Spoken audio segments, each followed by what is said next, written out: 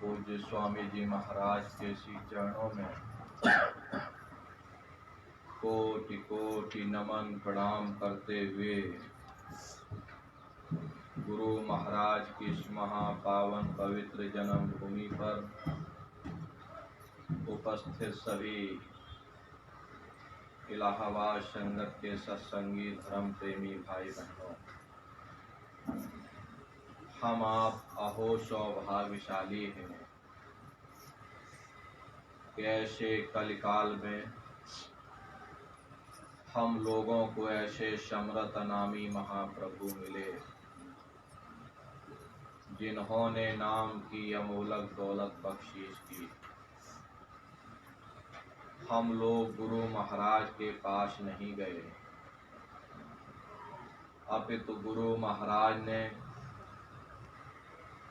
हम लोगों को अपनी ओर खींचा। हमारे आपके अच्छे और बुरे विकार और कर्म अपने सिर लेकर के हम जीवों के अज्ञानी पापों को साफ करके नाम की अमूलक दौलत बख्शीश की, ताकि हम दुनिया के जीव इस भूल भरम अज्ञान के उद्देश्य में फंसी हुई हम जीवात्माएं सदा सर्वदा के लिए इस भवसागर रूपी समुद्र से पार हो जाएं और हमेशा के लिए जन्म मरण के बंधनों से आजाद हो जावें। हम प्रेमी भाई बहनों के लिए गुरु महाराज ने अपने जीवन काल में अथक परिश्रम किया। परम पूज्य स्वामी जी महाराज ने अपने आध्यात्मिक वैचारिक क्रांति का बिगुल 10 जुलाई सन 1952 गंगा की पावन धरती यानी काशी नगरी से अपने आध्यात्मिक संदेशों को जारी किया। चंद लोगों के बीच में लगाया हुआ ये बागवां बगीचा इस तरह से पुष्पित और पल्लवित होगा, इसकी इतनी विशाल शाखाएं होंगी, ये अनुमान उस समय पर किसी ने नहीं लगाया था। लेकिन परम पूज्य स्वामी जी महाराज इस बूंद को सागर बनने का संकेत चंद प्रेमियों को आ गया और सन 70 का दशक आते आते यह एक क्रांति के रूप में परिवर्तित हो गया। ऐसी क्रांति जो शुद्ध रूप से आध्यात्मिक वैचारिक क्रांति थी, जिसमें हिंसा और हत्या का कोई स्थान नहीं था, लेकिन निश्चय ही यह मानव मस्तिष्क को हिला देने वाली क्रांति थी। बड़े बड़े लोग जो भौतिकता की अंधी दौड़ में भटक रहे थे, जिनके दिलो दिमाग में आध्यात्मवाद एक खोखला विषय बन चुका था, जिन्होंने धर्म से मुख मोड़ लिया था, ऐसे भूले भटके मानव समाज के मन मस्तिष्क में सन 70 का दशक आते आते एक आध्यात्मिक क्रांति हिलोर लेने लगी। धीरे धीरे करोड़ों करोड़ जनमानस इस आध्यात्मिक झंडे के नीचे आकर खड़ा होने लगा और लाखों करोड़ों लोग शुद्ध शाकाहारी जीवन व्यतीत करके अपनी जीवात्मा के कल्याण के लिए सुमरन ध्यान और भजन कर रहे प्रेमी भाई बहनों, हम लोगों के लिए गुरु महाराज ने अथक परिश्रम किया। इसलिए हमारा आपका सभी का फर्ज और कर्तव्य बनता है कि हम सभी लोग गुरु महाराज के बताए हुए उन रास्तों पर चलें और सुरत शब्द नाम की कमाई करें, क्योंकि यही जीवन का सार है। यही दौलत हमारे आपके साथ जाएगी, बाकी सब रगड़े और झगड़े ये सब हमारे आपके यहीं पड़े रह जाएंगे। सुई की एक नोक भी हमारे आपके साथ में जाने वाली नहीं। जो चीज साथ में जा सकती वो केवल परमात्मा की भक्ति है। बड़े बड़े राजे महाराजे आए, सारी जिंदगी किला बनाते बनाते उन्होंने गुजार दिया। आज उनके किलों को जाकर देखिए, आज खंडहर बने पड़े हुए। विश्व विजेता सिकंदर भी दुनिया पर राज करने का ख्वाब देखने वाला मुट्ठी खोल करके चला गया। कोई क्या साथ लेकर जाएगा? जो चीज हमारे यहाँ नाम की कमाई है, उस की समय और श्वासों की पूंजी को व्यर्थ के रगड़ों झगड़ों में गवा देते। एक एक सांस हमारी बहुमूल्य है, इसकी कोई कीमत नहीं। हम लोग कहते हैं कि हमारी उम्र बढ़ रही, लेकिन हकीकत ये है कि आपकी उम्र बढ़ नहीं रही, आपकी उम्र दिन प्रतिदिन घटती चली जा रही। ये श्वासों की पूंजी दिन प्रतिदिन कम होती चली जा रही। हम लोग यहाँ घर मकान मड़ैया बनाते हैं, सारी जिंदगी घर मकान बनाने में अपना समय व्यतीत कर देते, लेकिन क्या कभी हमने आपने विचार किया कि इस मकान में ज़्यादा से ज़्यादा हम 50 साल रहेंगे और खींचेंगे तो 60-70 साल रहेंगे, लेकिन 60-70 साल के बाद जब हमारे श्वासों की पूंजी समाप्त होगी और जब हमारा शरीर छूट जाएगा, फिर जहाँ हम जाएंगे वहाँ कोई मकान बनाया कि नहीं बनाया, कोई छप्पर छाया कि नहीं छाया, हम लोग कभी उस पर विचार नहीं करते। हमें आगे का भी विचार करना चाहिए कि आखिर मृत्यु पर्यंत हम कहाँ जाएंगे और हमारी उस समय पर क्या हालत होगी।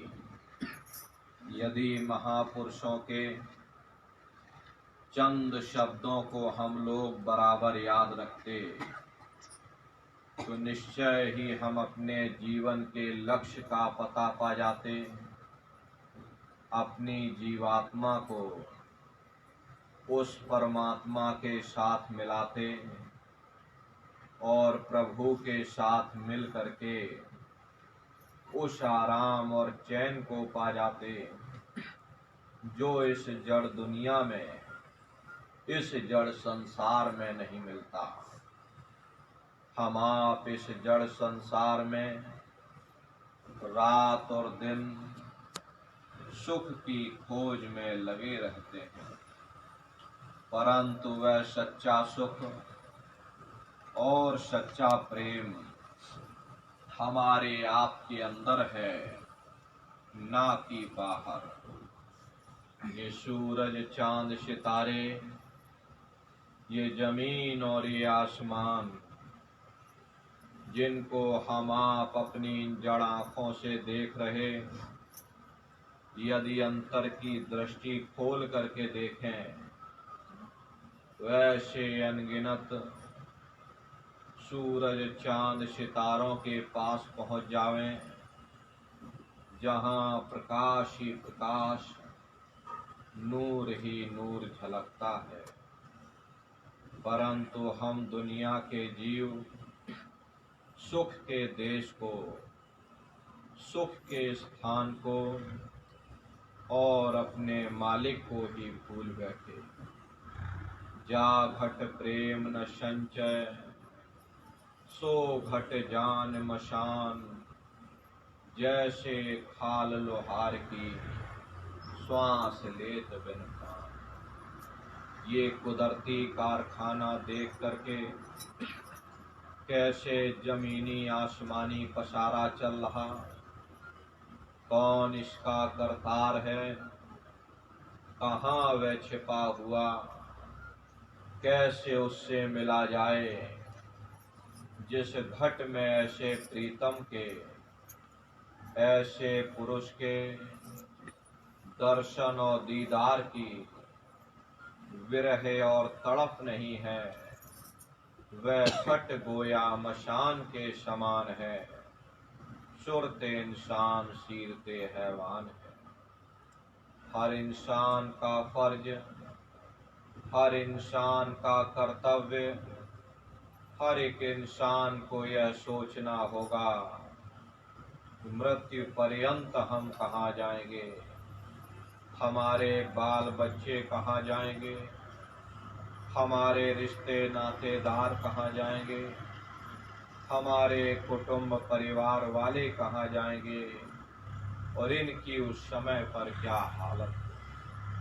प्रेमी भाई बहनों, मृत्यु के समय में घनघोर पीड़ा होती है।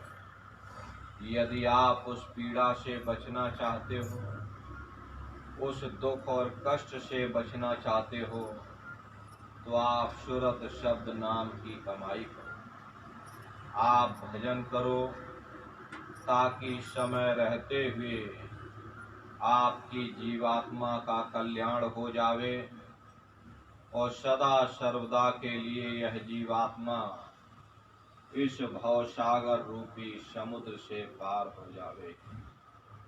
यदि सुख पाना चाहते हो, यदि शांति पाना चाहते हो, रोग धोग बीमारियों से बचना चाहते हो, तो इन सभी का केवल एक ही इलाज है, वो है भजन, सूरत शब्द नाम की कमाई। क्योंकि ये जितने दुख और सुख हैं, जितनी रोग धोग बीमारियां हैं, ये हमारे आपके कर्मों के कारण हैं। यदि हमारे आपके कर्म साफ हो जावें तो ये दुख और सुख की समस्याएं हमेशा के लिए साफ हो जावें। क्योंकि शब्द कर्म की रेख कटावे, शब्द शब्द में जाए मिलावे। शब्द वो अंजन है, शब्द वो साबुन है जो तुम्हारे कर्मों की रेख पर मेख मार देगा, तुम्हारे कर्मों को साफ कर देगा और तुम्हें शब्द दर शब्द, मंजिल दर मंजिल अपने घर वापस पहुंचा देगा। इसीलिए महात्मा प्रेम से समझाते हैं कि भाई सूरत सुन बात री, तेरा धनी बसे आकाश।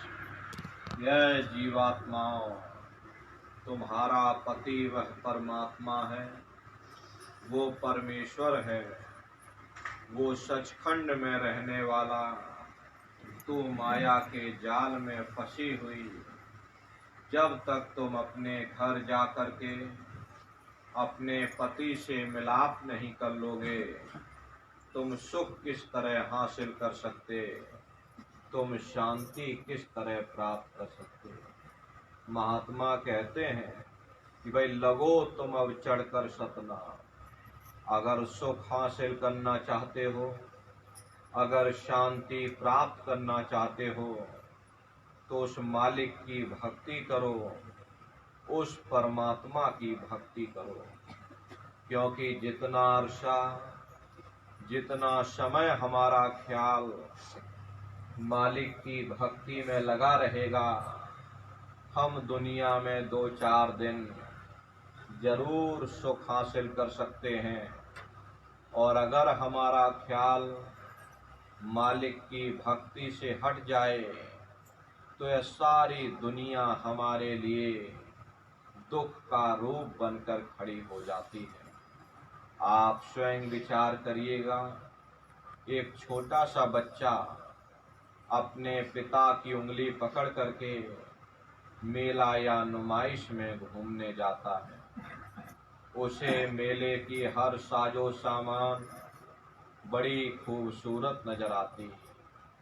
किसी जगह खेल खिलौनों की दुकानें लगी, कहीं गुड्डे गुड़ियों की दुकानें लगी, कहीं झूलों की दुकानें लगी, कहीं मिठाई और पकवान की दुकानें लगी। वह बच्चा सोचता है कि शायद ये खुशी हमको इस मेले के साजो सामान से प्राप्त हो रही है। और अगर भूल करके भी वो बच्चा अपने पिता की उंगली छोड़ देता, वह सारा साजो सामान उसी जगह रहता है, लेकिन बच्चा रोने चिल्लाने लगता, चीखने लगता। तब उसे खुद ब खुद महसूस होता है ये खुशी हमें तभी तक प्राप्त हो सकती है जब तक हमने अपने पिता की उंगली पकड़ रखी। हमारा पिता कौन है? वह परमात्मा है, वह परमेश्वर है जिसने अंड खंड ब्रह्मांड की रचना की। जितना अरसा, जितना समय हमारा ख्याल उस मालिक की भक्ति में लगा रहेगा, हम दुनिया में 2-4 दिन जरूर सुख हासिल कर सकते हैं। और अगर हमारा ख्याल मालिक की भक्ति से हट जाए तो यह सारी दुनिया हमारे लिए दुख का रूप बन करके खड़ी हो जाती। इसीलिए महात्मा प्रेम से समझाते हैं कि भाई अभी तुमको मौका मिला, ये मानव तन तुमको मिल गया, बड़े सौभाग्य से मनुष्य शरीर मिला, ये बार बार मिलने वाला नहीं। अब की बार मौका मिल गया, इस मौके का पूरा लाभ उठाओ और समय रहते हुए अपनी जीवात्मा के कल्याण के लिए सुरत शब्द नाम की कमाई यानी भजन ध्यान स्मरण करो। यही जीवन की सच्ची दौलत है, यही दौलत आपके साथ जाएगी। बाकी सब रगड़े झगड़े ये सब आपके यहीं पड़े रह जाएंगे। इसलिए वो दौलत कमा लो जो अंत समय में आपके काम आवे। भजन ध्यान सुमरन आप लोग बराबर नित्य नियम से घाट पर बैठ करके करते रहिएगा। आपका भजन बने न बने, लेकिन आपकी जिम्मेदारी, आपका कर्तव्य बनता है कि हम घाट पर बैठ करके मालिक को पुकारते रहें, वो वहाँ दरबार में हाजिरी देते रहें। समुद्र के किनारे खड़े हो जाओगे, कोई ना कोई लहर आएगी, आपको भिगो करके चली जाएगी। ऐसे ही वो दया का घाट है। दया के घाट पर नित्य नियम से बराबर हाजिरी देते रहना। बनना न बनना ये गुरु महाराज के ऊपर आप छोड़ दीजिए। आपका फर्ज, आपका कर्तव्य घाट पर बैठ करके हाजिरी देते रहो। जब घड़े की सफाई हो जाएगी तो शब्द अपने समय पर प्रकट हो जाएगा, लेकिन सफाई होना पहले जरूरी है। यदि हमारा बर्तन गंदा हो और हम उसमें दूध डाल दें तो दूध आपका फट जाएगा। इसी तरह ये घड़ा है, आप घाट पर बैठकर पुकार करते रहोगे, हाजिरी देते रहोगे, सफाई होती रहेगी, और जब सफाई हो जाएगी तो मालिक की दया आपके अंदर प्रवेश कर जाएगी, वो शब्द प्रकट हो जाएगा।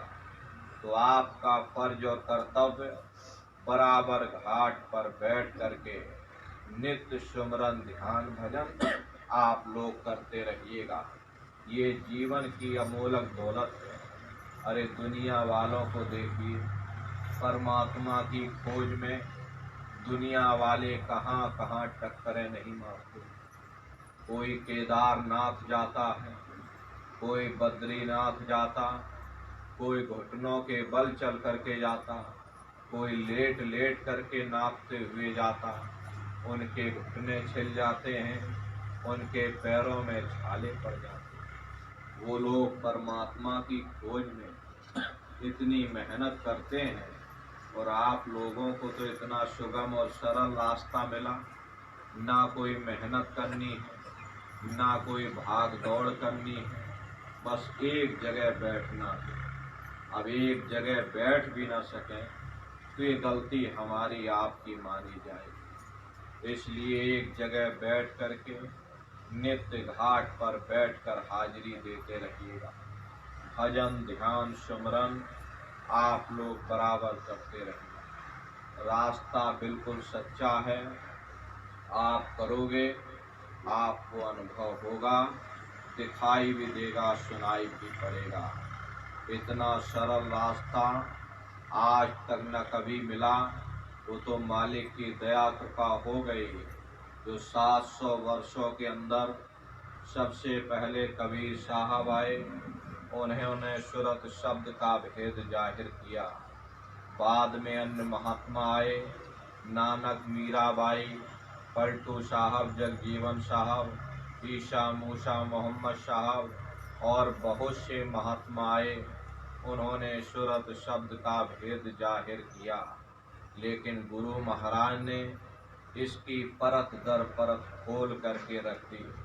प्रेमी भाई बहनों, इतना सरल रास्ता होने के बावजूद यदि हम आप बैठकर भजन न कर पाए तो ये गलती हमारी आपकी मानी जाएगी। आपको अपना उद्देश्य तय करना है कि हमको घाट पर बैठ करके हाजिरी बराबर देना, चाहे भजन बने न बने, लेकिन हाजिरी हमको बराबर देना है। अरे मालिक दीन दयाल हैं, तुम दीन बन जाओगे, वो मालिक आप पर दया कर देंगे। गुरु महाराज की दया ही आप पर हुई, जो आपको मनुष्य शरीर मिल गया।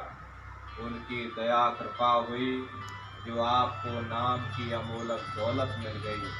जब इतनी सब चीज़ें आपको मालिक ने दे दी तो इसी उद्देश्य के लिए दौलत दी है, ताकि जीते जी हम मालिक की भक्ति कर सकें। इसलिए प्रेमी भाई बहनों, आप लोग अपने घर की चिंता कीजिए, अपने जीवात्मा के कल्याण की चिंता कीजिएगा। आप संसार में रहते हो, महात्मा ये नहीं कहते हैं कि भाई तुम संसार को त्याग दो, या फिर जंगलों पहाड़ों में चले जाओ, या फिर साधु सन्यासी या बाबा बन जाओ। अरे भाई अपने अपने घर परिवार में रहिएगा, और घर परिवार में रह करके और मेहनत ईमानदारी से काम करिए, समाज की रीत नीति के अनुसार रहिए, बाल बच्चों की सेवा करिए, और 24 घंटे में घंटा 2 घंटा अपनी जीवात्मा के कल्याण के लिए सूरत शब्द नाम की कमाई करो।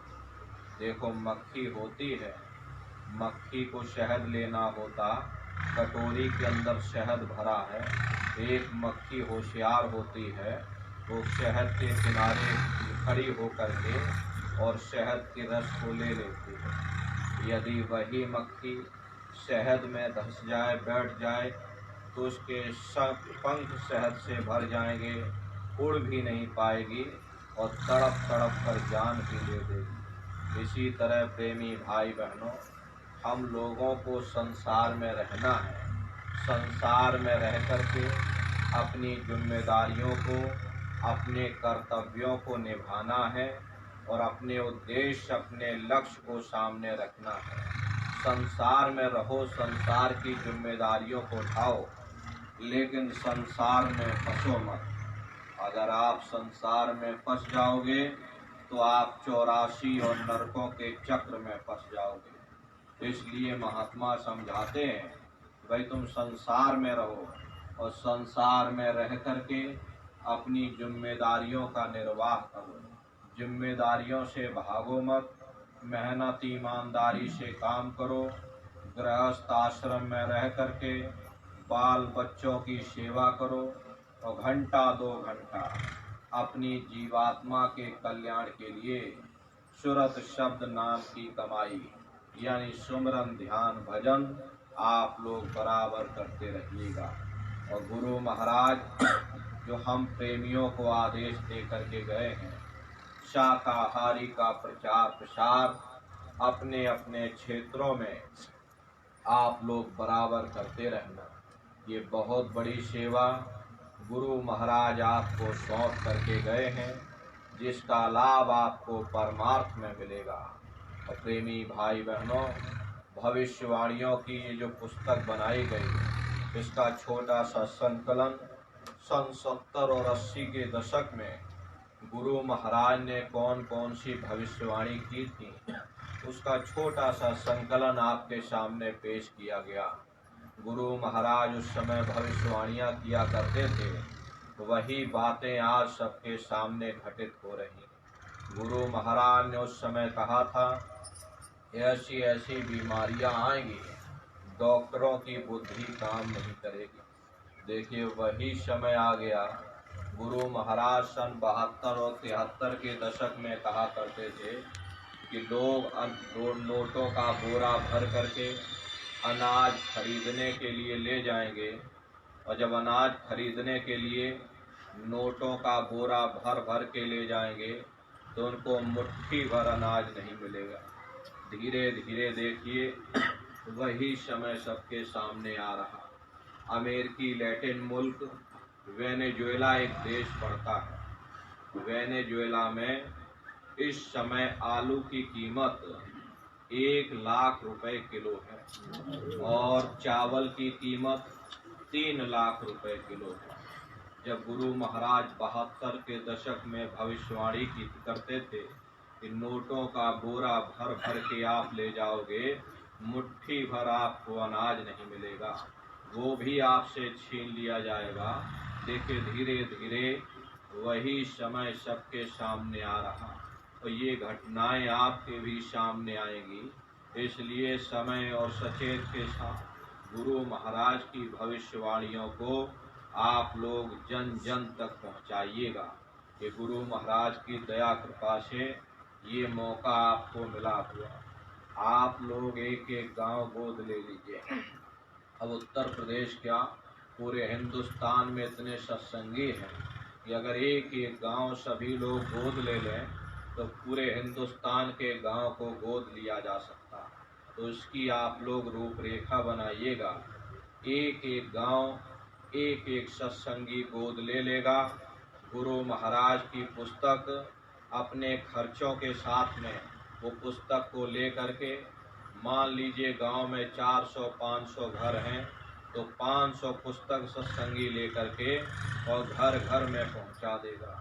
प्रेमी भाई बहनों, जब हम सभी लोग गांव गांव को गोद ले लेंगे, गुरु महाराज की पुस्तकों को व गुरु महाराज के संदेशों को घर घर तक पहुंचाएंगे, न जाने किसकी बुद्धि पलट जाए। गुरु महाराज की वचन वाणियों से किसके दिलो दिमाग में परिवर्तन हो जावे, वो भी परमार्थ के रास्ते पर चलने लग जावे, वो भी भजन ध्यान सुमरन करने लग जावे, तो इसका पुण्य फल आपको भी प्राप्त होगा। इसलिए प्रेमी भाई बहनों, आप लोग इस अभियान पर जोर दीजिएगा।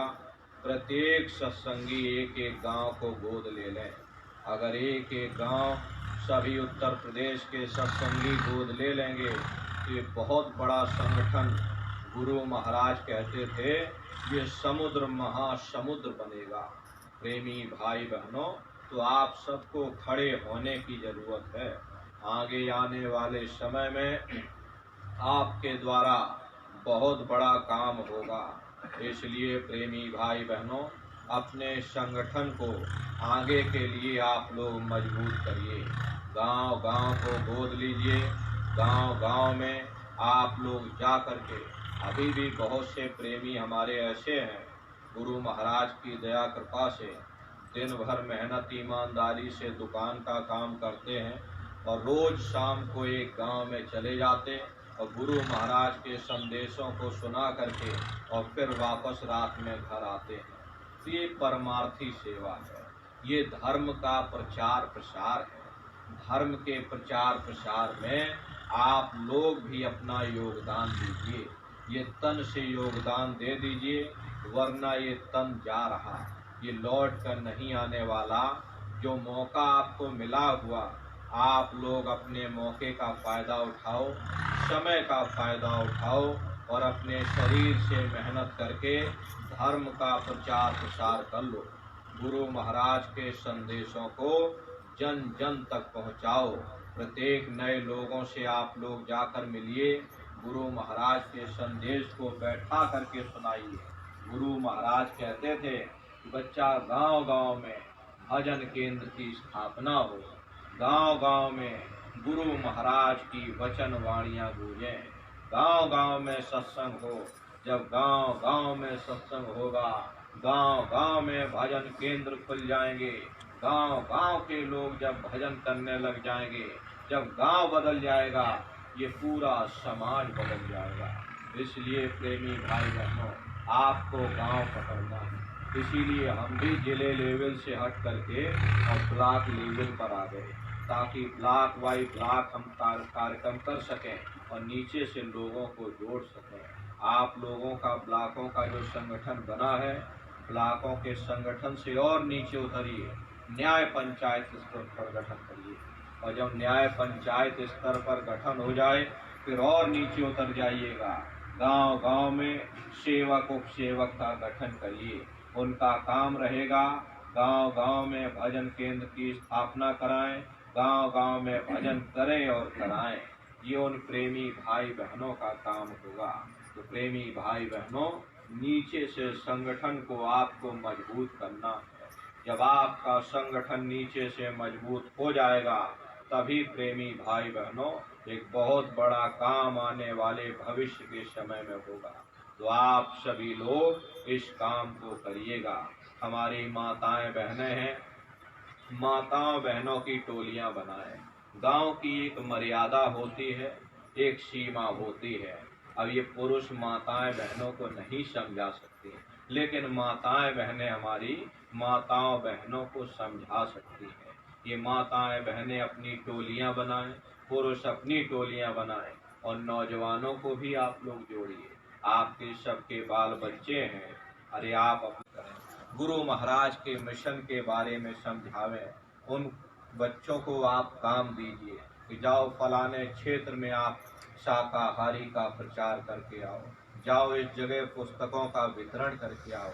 ये बच्चे ये संगठित होकर के जाएंगे, समाज में जा कर के गुरु महाराज के वचनों को रखेंगे, तो इनके अंदर भी प्रभाव पड़ेगा, इनके अंदर भी एक लालसा पैदा होगी, समाज के अंदर भी बहुत बड़ा प्रभाव पड़ेगा कि देखो ये छोटे छोटे बच्चे हमसे कह रहे कि शराब मत पियो, मांस मछली मत खाओ, तो इसका समाज पर बहुत बड़ा प्रभाव पड़ेगा। अच्छा, इन बच्चों का भी मन लगेगा। अब बच्चों से आप लोग कह दोगे कि जाओ बच्चा तुम भजन ध्यान सुमरन पर बैठ जाओ, तो ये बच्चे जल्दी नहीं बैठेंगे। लेकिन आप उनको सेवा सौंपोगे, उनको जिम्मेदारी दोगे कि तुमको संगत की सेवा करनी है, तुमको फलानी जगह पर सब लोगों को जाना है और जा कर के शाकाहारी का प्रचार करना है, गुरु महाराज के संदेशों को पहुंचाना है। ये बच्चे संगठित होकर जाएंगे, इनके अंदर ऊर्जा पैदा होगी, इनके भी भाव बनेंगे, धीरे धीरे ये सेवाओं में जुड़ जाएंगे और इनके भाव निर्मल हो जाएंगे, ये भी संगत के साथ जुड़ जाएंगे, तो ये भी भजन ध्यान सुमरन करने लग जाएंगे, ये बच्चे भी दरबार से जुड़ जाएंगे। तो आप लोगों का प्रथम कर्तव्य अपने अपने बच्चों को भी संगत के साथ जोड़ना है। अब आप लोग तो समय रह करके फिर चले जाओगे, लेकिन फिर आप अपने बच्चों की तरफ ध्यान नहीं दोगे, अपने जीते जी अपने बच्चों को दरबार से जोड़ करके नहीं जाओगे, ये बच्चे आपके संसार में भटक जाएंगे। हमने बहुत से जिम्मेदार प्रेमियों के बच्चे देखे, सारी जिंदगी उन्होंने जीवन गंवाया, उन्होंने पूरा जीवन लगा दिया दरबार के लिए, लेकिन अपने बच्चों पर कभी उन्होंने ध्यान नहीं दिया।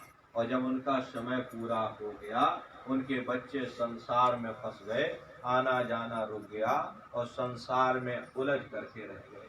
तो कोई सत्संगी ये नहीं चाहेगा कि हमारे बच्चे संसार में फंसे रह जाए। इसलिए आप सभी की जिम्मेदारी है, आप सभी का कर्तव्य बनता है कि अपने जीते जी अपने बच्चों को संगत की सेवाओं में और मथुरा दरबार के साथ जोड़ करके जाएं, ताकि ये बच्चे आने वाले समय में उठ खड़े हों और ये गुरु महाराज की दया कृपा से ये संगत रूपी बगिया को संभाल लें। तो ये आप सभी प्रेमी भाई बहनों का कर्तव्य है। नौजवान लोग नौजवानों की टोलियां बनाएं और नौजवानों को भी आप लोग काम दीजिए शाकाहारी के प्रचार प्रसार में, पुस्तकों के वितरण में। तो इन दो नौजवानों के अंदर भी एक प्रेरणा जागृत होगी, इनके भी भाव बनेंगे, ये भी भजन ध्यान सुमरन में लग जाएंगे। तो आप लोग इस तरह का काम करिएगा ताकि गांव-गांव में संगठन मजबूती से खड़ा हो सके, गांव-गांव में भजन केंद्र की स्थापना हो सके। और प्रेमी भाई बहनों, आप सभी लोग भजन ध्यान सुमरन बराबर करते रहिएगा, क्योंकि ये जीवन की सच्ची अमूलक दौलत है। इससे बड़ी कोई दौलत नहीं है। इतना सरल सीधा रास्ता ये है, इससे सरल सीधा कोई दूसरा रास्ता नहीं है। दुनिया के पैसा कमाने के लिए आपको मेहनत करनी पड़ जाएगी, लेकिन परमात्मा को प्राप्त करने के लिए आपको कोई मेहनत नहीं करनी पड़ेगी। हर एक जगह बैठना ही तो है, अच्छा कुर्सी पर बैठो चाहे सोफे पर, अरे लेट जाओ, लेट करके भजन करो, ध्यान करो। अरे प्रेमी भाई बहनों, इसमें कोई मेहनत नहीं है। तो आप लोग मन रूपी रावण को रोक करके जब भी साधन भजन पर बैठो, मन को हमेशा रोकने की कोशिश करिएगा। अब ऐसा ना हो कि मन आपका भागने लग जाए, तो मन जरूर भागे। साधन भजन के समय ये मन भागेगा। आप अपने आप को कितनी भी अंधेरी कोठरी में क्यों ना बंद कर लो, आपका शरीर वहां बंद रहेगा, लेकिन आपका मन सारी दुनिया में भ्रमण करेगा। कोई बाल बच्चों के बारे में सोचोगे, कभी दुकान दफ्तर, कहीं खेती बाड़ी, ये मन भागता रहेगा। तो मन को रोकने की कोशिश करना, सत्संग को सुनो, सत्संग पर विचार करो, गुरु से अंदर से प्रेम जगाओ, विरह और तड़प पैदा करो। भजन से पहले 2 आंसू अपने मालिक के लिए गिराओ, भाव पैदा करो अपने अंदर। हर जब भाव पैदा हो जाएगा, किसी चीज के लिए जब तड़प होती है ना, तब साफ दुनिया की चीजें फीकी नजर आने लगती है, मन फिर अपने आप खिल जाएगा। अभी दुनिया से मोहब्बत किए बैठे हो, संसार से मोहब्बत किए बैठे हो, तो मन संसार की तरफ भागता है। लेकिन अपने सतगुरु से जब प्रेम कर लोगे, तो मन की भाग दौड़ कम हो जाएगी। जिन्होंने मार मन डाला, उन्हीं को सूरमा कहना, और बड़ा बैरी ये मन घट में, इसी का जीत ना करना। अगर दुनिया में कोई हमारा दुश्मन है, तो वह केवल मन है। ये मन रूपी रावण कब मरेगा? जब आप 9 द्वारों पर फतेह हासिल करके 10वें द्वार पर एकाग्र हो जाओगे, तब सही मायने में ये दशहरा मनाई जाएगी। ये दशहरा नहीं है जो आप रावण का पुतला फूंक देते हो, ये दशहरा नहीं। महात्माओं ने कहा है कि दशहरा कब मनाई जाएगी? जब 9 द्वारों पर फतेह हासिल करके जब आप 10वें द्वार पर चढ़ जाओगे, ये मन रूपी रावण मर जाएगा, तब सही मायने में दशहरा मनाई जाएगी। तब ये जीवात्मा, इसी को महात्माओं ने रूह कहा, इसी को महात्माओं ने राम कहा। ये राम जब शब्द को पकड़ करके जब पहले स्थान पर पहुंच जाएगी, निरंजन भगवान का दर्शन करेगी, प्रेमी भाई बहनों, उसी पहले स्थान को महात्माओं ने अयोध्या नगरी भी कहा है कि जब ये राम अयोध्या नगरी में पहुंचेगी और जब ज्योतिष स्वरूप का दर्शन करेगी तब सही मायने में दिवाली मनाई जाएगी। तो ये महात्माओं का अपना एक आध्यात्मिक उद्देश्य रहा है, लेकिन दुनिया वाले धीरे धीरे धीरे धीरे बाहर मुखी क्रियाओं में फंसते चले गए। तो भजन ध्यान सुमरन मन को रोकिएगा, मन भागे फिर खींच कर लाओ, फिर भागे फिर खींच कर लाओ, और न माने मन तो आप थोड़ा दो आंसू मालिक के लिए गिराओ, विरह और तड़प पैदा करो अपने अंदर, दीनहीन बन जाओ। और जब विरह तड़प पैदा होगी, जब वचनों को आप याद करोगे, गुरु महाराज को जब आप याद करोगे, तो ये मन धीरे धीरे कमजोर हो जाएगा और मन रुकने लगेगा। तो अपने अंदर प्रेम पैदा करो, अपने सतगुरु के लिए प्रेम पैदा करो। प्रेम ऐसा होना चाहिए, माता को जस पुत्र प्यारा, और कामी को कामिन जान, मछली को जस नीर धारा, और चात्रिक को जस स्वात समान। ऐसा गुरु प्यारा जब होगा, तब कुछ आगे राह चला। जैसे माता को अपने पुत्र से प्रेम होता, चंद्रमा को चकोर से, और हिरण को नाद से, मछली को नीर से, पतंगे को दीपक से। तुम दीपक में भई पतंगा, भस्म किया मन तुमरे संगा। तुम सूरज में किरनी आई, और तुमसे निकसी तुम ही समाई। पतंगा ये नहीं देखता है ये दीपक राजा के घर जल रहा या कंगाल के घर जल रहा। अरे उत्तम और चंडाल घर, जहाँ दीपक उजियार, स्वामी मते पतंग के, सभी ज्योत इच्छा। ऐसे जिनको मालिक से मिलने की ख्वाहिश होती है, वो ये नहीं देखते हैं कि गुरु के जाति के हैं, गुरु के धर्म के हैं। अरे जात न पूछो साधु की, पूछ लीजिए ज्ञान, मोल करो तलवार की और पड़ी रहने। जब तुम्हारी ये जीवात्मा धर्मराज की कचहरी में पहुंचेगी, वहां न तुमसे ये पूछा जाएगा कि तुम किस जाति के हो, किस कौम के हो, किस मजहब के हो, तुम हिंदू हो या मुसलमान हो, हिंदुस्तान से आए हो या पाकिस्तान से आए हो। वहां तो हमारे कर्म देखे, भक्ति भाव देखा जाएगा, मालिक से मिलने का प्रेम और प्यार देखा जाएगा। इसलिए प्रेम और प्यार के साथ, विरह और तड़प के साथ में आप लोग घाट पर बैठकर बराबर हाजिरी देते रहना। आप लोग नित्य नियम से करोगे, पुकार दया के घाट पर बैठकर पुकार करोगे, वो मालिक दयाल है, आप पर दया करेगा। तो भजन ध्यान सिमरन बराबर करिएगा, और गांव-गांव को आप लोग गोद लीजिएगा। गांव-गांव में भजन केंद्र की स्थापना हो, गांव-गांव में गुरु महाराज की वचनवाणियां गूंजें, और गांव-गांव में गुरु महाराज का संदेश, ये भविष्यवाणियों की पुस्तकें पहुँचें, और ये नौजवानों का संगठन तैयार हो, इनको भी संगत के साथ जोड़ा जाए। माताएं बहनें अपना एक टोली बनाएं, ये माताओं बहनों को समझाएंगी, पुरुष पुरुषों को समझाएंगे, नौजवान नौजवानों को समझाएंगे। धीरे धीरे ये समाज बदलेगा, गुरु महाराज की वचनवाणियां जन जन तक पहुंचेंगी, अच्छे विचार मन में पैदा होंगे, एक अच्छे समाज का निर्माण होगा। तो आप सभी लोग इस अभियान को में तेजी लाइएगा। बराबर आप सभी लोग ये पुस्तकों को लेकर के प्रयास करिएगा। अरे आप लोग प्रयास करोगे, सत्संगी भाई बहन उठ खड़े होंगे, एक एक गांव को गोद ले लेंगे, अपने खर्चे बर्चे से प्रत्येक सत्संगी एक एक गांव को गोद ले करके घर घर पुस्तक पहुंचा देंगे, तो संगत से थोड़ा भार कम हो जाएगा, और गुरु महाराज का संदेश व्यापक रूप से जन जन तक पहुंचा जाएगा। तो आप सभी लोग इस अभियान में तेजी लाइएगा। इसी के साथ हम अपनी वाणी को विराम देते हैं। कोई गलती कोई भूल चूक कहने सुनने में हुई हो तो आप सभी लोग हमको छोटा समझ के माफ करेंगे। बोलो जय गुरुदेव।